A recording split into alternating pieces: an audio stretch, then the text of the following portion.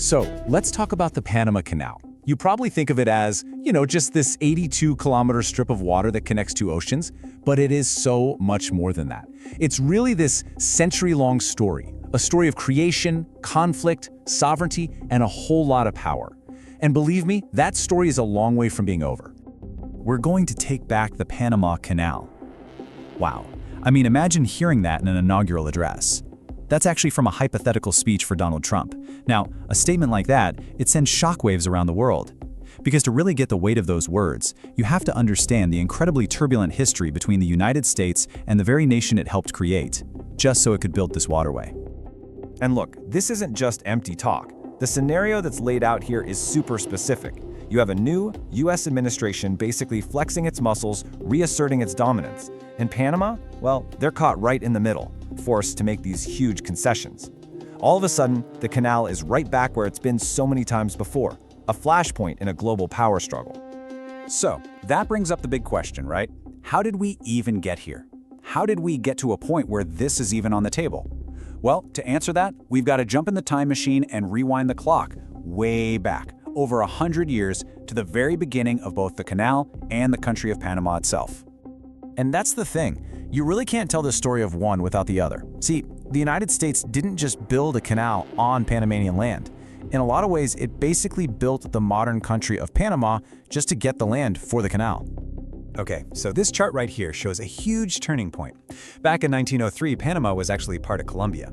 The US comes in and offers a 100-year lease. But as you can see on the left, the Colombian Senate said, nope, not a good deal for us, and rejected it. So what did Washington do? They pivoted. They backed a separatist movement in Panama. And just days after Panama declares independence, this new nation signs a brand new treaty. And this one, it wasn't for 100 years. This one was perpetual, forever. And this timeline really shows you just how fast this all went down. I mean, look at this. November 1903, Panama declares independence. Less than 3 weeks later, boom, the treaty is signed, giving the US control forever. Construction kicks off the next year, and just a decade after that, the canal is open for business. A whole new nation and a game-changing global waterway, born together in this crazy whirlwind of geopolitics. But, forever is a really long time. And a deal that's made under those kinds of circumstances, well, it was basically guaranteed to cause some friction. For decades, you had all this tension just simmering right under the surface, until finally, in the late 1980s, it just exploded. And the reasons for this were deep, and they'd been building for a long time. You have to remember, the Canal Zone was basically a little piece of the US dropped right in the middle of Panama. Panamanians saw the American military bases as a foreign occupation.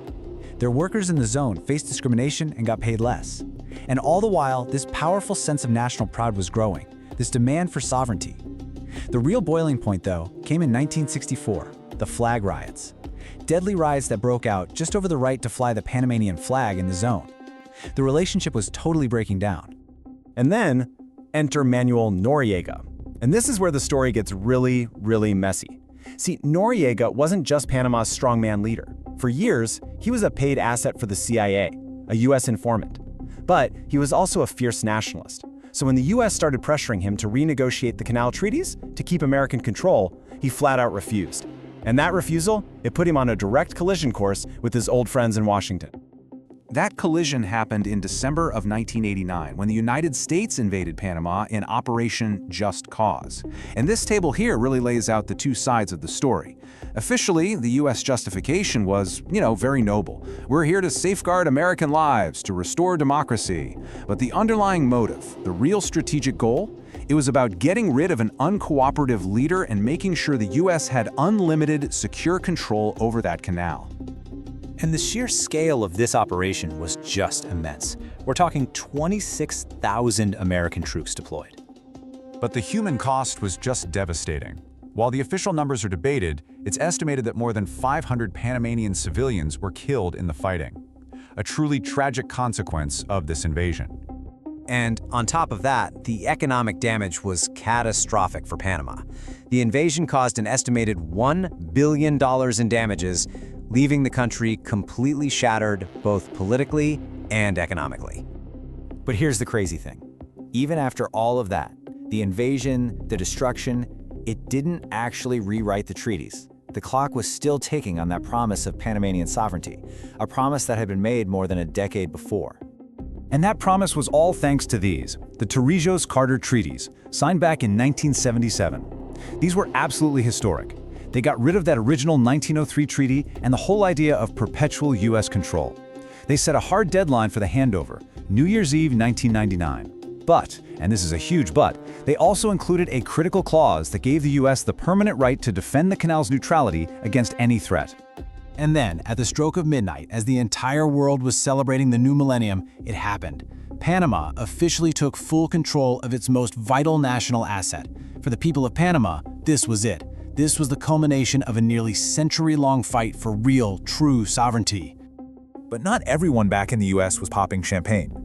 This quote from Ronald Reagan, who was a huge opponent of the treaties, really captures this powerful feeling in American politics that, hey, the canal was built by Americans with American smarts and American money, so it should stay American.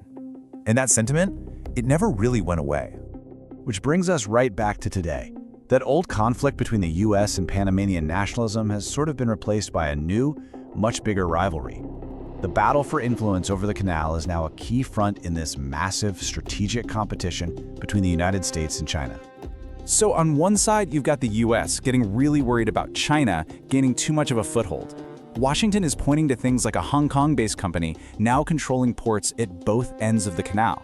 And they're pointing to Panama joining China's huge Belt and Road infrastructure project. For the US, this is a major strategic threat, happening in what they've always considered their own backyard. And the US has definitely responded. A new security memorandum was signed, and the terms are pretty significant. It gives the US access to Panamanian military facilities, and this is the key part, it reasserts the right to intervene with military force. For a lot of Panamanians who took to the streets to protest, this felt like a massive step backward, a direct threat to the very sovereignty they fought so hard to win. So, why does this little strip of water matter so much? Well, the canal is a critical choke point in global trade. It handles about 5% of all ocean cargo traffic worldwide. That might not sound like a huge number, but controlling that choke point gives you incredible leverage over the entire global economy. And through all of this, you've got Panama's government trying to walk this incredibly fine line. You have its leaders making these concessions to the US, while at the same time publicly insisting that their sovereignty is non-negotiable. It is a really, really tough balancing act when you have two global superpowers pulling you in opposite directions.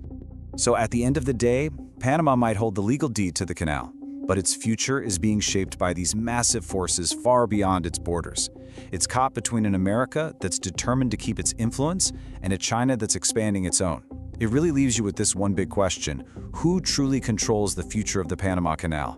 Right now, that's more of an open question than it has been in decades.